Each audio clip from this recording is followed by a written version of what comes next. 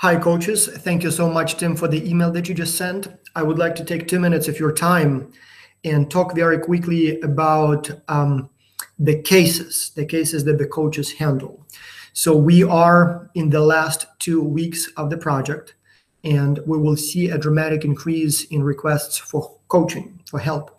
And so there will be two main types of the requests. One, there will be a lot of teams asking for your input, help, feedback on the work that they have done so far. So they will share the samples of their work, basically what they have so far, and will ask you to comment, to provide feedback, to suggest improvements, to basically point out any errors and maybe suggest the ways to fix them.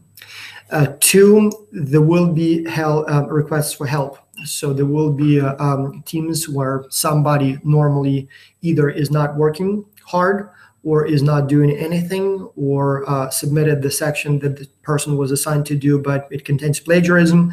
So all kinds of problems that will arise as the team is approaching the deadline.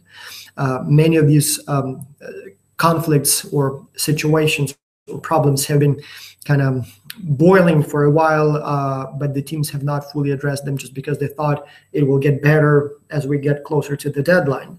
But in most cases, they will realize, no, it will not get better unless they do something about it, and so they will contact you for help.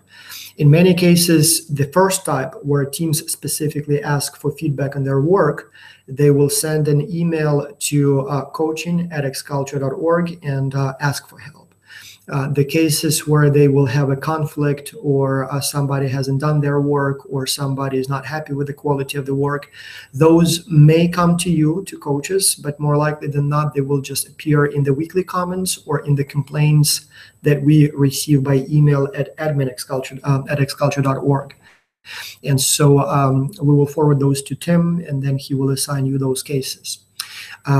It's very important that you respond to them as quickly as possible, especially now we don't have much time. So if it's feedback that they ask for, they want it right away because they don't have much time left to incorporate it in their work.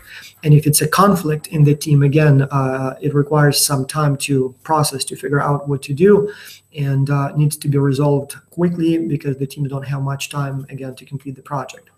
With the feedback, it's very easy. All you have to do is just look at what they have and provide your honest, unbiased, impartial opinion. And so give some tips. Keep your feedback developmental. Remember, we had that training module on how to give feedback. So it's very important that you not only criticize their work, but follow all the steps of effective feedback. If you forgot, just look up that module again.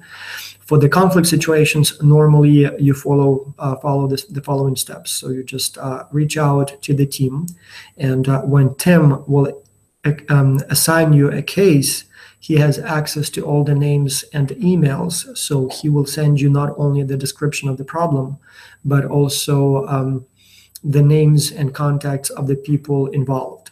And your job is first and foremost to reach out to the team and say something like, "Hi, my name is such and such. I'm a coach.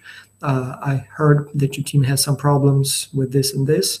Would you tell me more about the situation?" Ideally, you want to contact each person individually, not as a team, so people feel more comfortable when they talk to you directly, in confidence, and anonymously, or without others hearing and seeing what they say. And so hopefully you will respond within hours, and hopefully within hours you will get some additional information from at least some of the team members. And then depending on what you see, what's going on there, you try to help. So if it is a case when somebody is not participating, then you try to reach out to that person and see what's going on. Is the person sick? Is the person busy? So basically, is this person going to get back on track and start doing something in the next day or two? If so, you try to help. If it's definitely a lost cause, a person is not interested, inform the team about that, and then try to help them work out a solution where they can finish the project without relying on that missing person. If it is a conflict, same thing. So see what's going on, see if it can be resolved. Hopefully it can. So just basically tell them, guys, I understand, but we have a few days left, so let's put our differences aside and focus on the task. And if you think you can help them, you do your best. If it looks like the conflict cannot be resolved, then let us know, me know, or Tim know, and we will see what we can do about it. If there is a team member who is completely unruly, who is very abusive or bullying or whatever, the kind of the unfixable problem is, maybe we'll just formally exclude that person from the team. More likely than not, it is fixable. More likely than not, each party will believe that they are right and the other party is wrong. And so in that case, nobody deserves to be, just kicked out. If it looks like nobody's,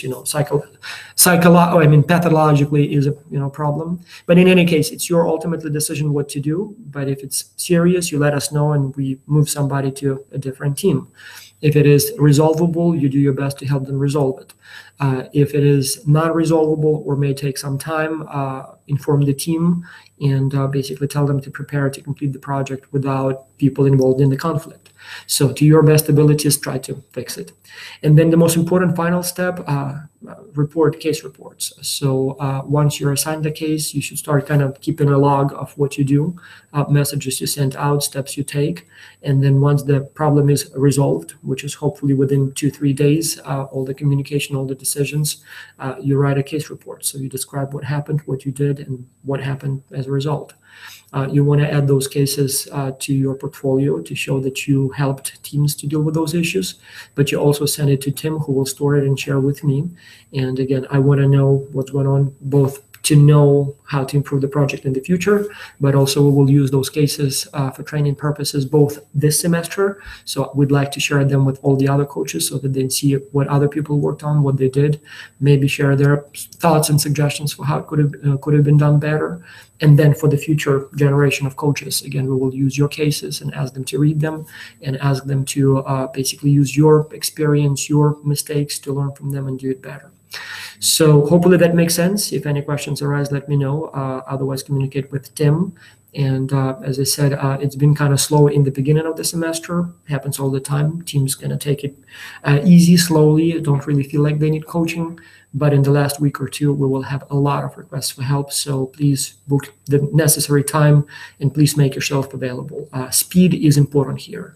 If you do not reply the same day, by the time you reply, it may no longer be relevant. It's not even that the students will not be happy. That obviously is a concern for me as a project leader, but it may literally be irrelevant in a day or two. They may have solved the problem, or maybe the problem deteriorated to the point where no coach can help it. So it's important to respond as soon as possible. Read the weekly comments, see if there are problems there. If you see problems, let Tim know. If nobody's working on that problem, Tim will assign you. If somebody's working on it, you will know that, yes, at least somebody's working on it. So be very attentive to those emails, to those questions, and gain your experience. All right. Thank you so much.